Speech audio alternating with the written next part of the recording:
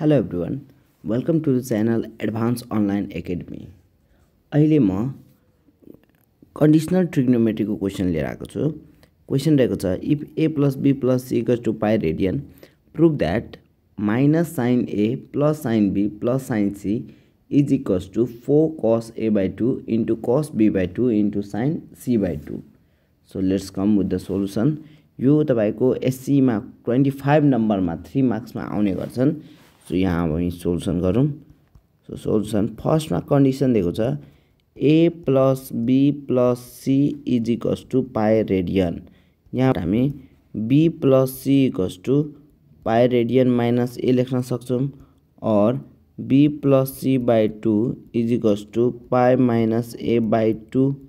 अब साइन लियौं, sin b plus c divided by 2 equals to sin pi by 2 minus a by 2 र sin 90 minus theta भनेको simply cos theta हुने गर्छन्. So cos a by 2 त्यसैगरी cos b plus c divided by 2 is equals to cos pi by 2 minus a by 2 यो भनेको sin a by 2 आयो.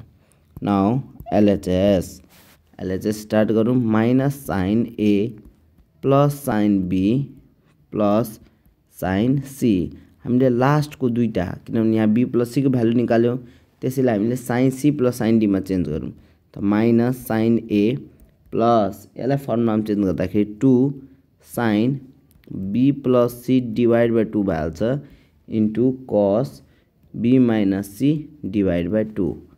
त्यसैगरी अब माइनस sin a लाई sin 2a को सब multiple formula 2 sin a by 2 into cos a by 2 लेख्न मिल्यो plus 2 sin b plus c बनेको सिम्पली cos a by 2 हुन्छ यो cos a by 2 into यो cos b by 2 minus c by 2 छुट्याइदियौं. अब 2 cos हामी minus 2 cos a by 2 common ल्याउँ त यहाँ बच्यो sin a by 2 plus plus हैन माइनस बच्छ किनभने हामीले माइनस कमन तान्यो. So minus cos b by 2 minus c by 2. अब यो भनेको minus 2 cos a by 2 sin a by 2 भनेको cos b plus c divide by 2 हुने गर्छन् minus cos b by 2 minus c by 2.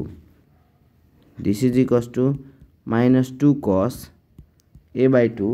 अब यसलाई हामी फर्मुलाको फर्ममा यदि चेन्ज गर्नुहुन्छ भने यसलाई चेन्ज गर्यो भने माइनस कमन तान्दाखेरि अगर हामी माइनस कमन तान्छौँ भने यो भइहाल्छ cos b by 2 minus c by 2 minus cos b by 2 plus c by 2. र यो फर्मुला छ यो माइनस माइनस गरेर प्लस भइहाल्छ. So 2 cos a by 2 into यो फर्मुला भइहाल्छ 2 cos a into sin b को फर्मुला हो. That is 2 cos b by 2 into sin c by 2. यसलाई अब मल्टिप्लाई गर्छौं भने के भन्छ 2 2 जा 4 cos a by 2 into cos b by 2 into sin c by 2. यही नै हामीलाई प्रुभ गर्न भनेको थियो. ओके, यो हाम्रो RHS आयो.